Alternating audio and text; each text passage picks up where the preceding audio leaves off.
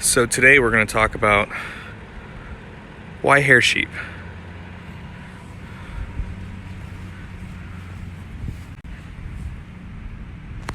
We have a happy cow here. Happy, happy, happy. Happy, happy, happy. Happy, happy, happy. Oh yes, good scratches. Oh yes. Yes, yes, good happy cow. Good happy cow. Yes, yes, yes, yes. Yes, yes, yes. So obviously one of the big pros to having hair sheep is that their hair naturally falls out with the season. So they naturally shed, which means that there's going to be, some fur here in the pasture, and they'll rub against, like the fence and stuff here, as you can see. So yeah, a little bit of fur gets places, but that's way more convenient than having to shear myself, because this stuff literally goes into the ground and gets composted in no time. So the grooming in and of itself is a huge plus. A few other good things about hair sheep.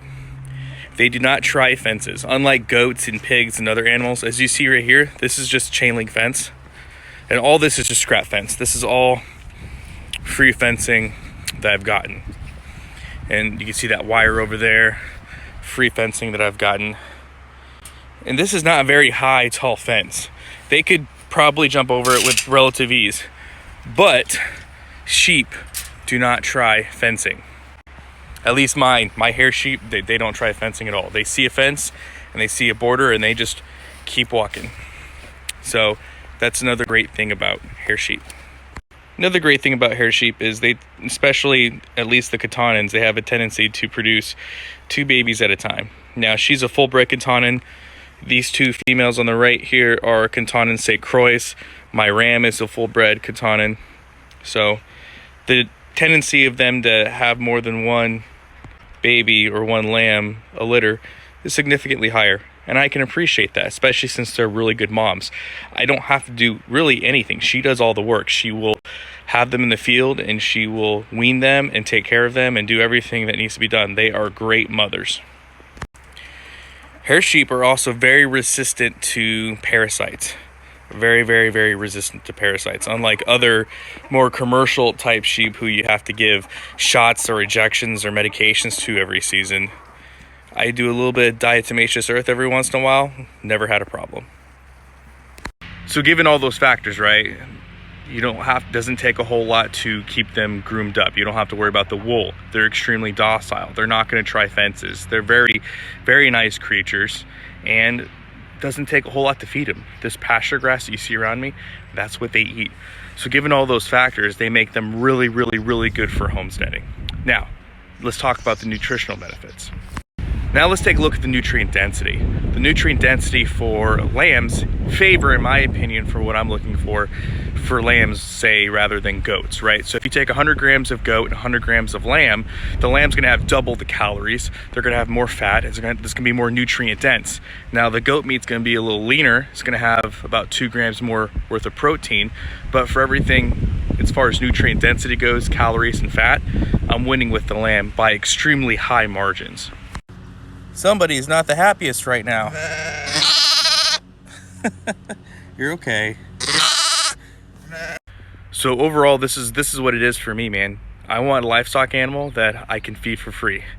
All this grass here in the background, all this pasture, I can do that. I want an animal that's going to be docile, that's not going to be, attack me, or something that's not too rambunctious. Boom, sheep are perfect for that. I want somebody that's not going to try a fence.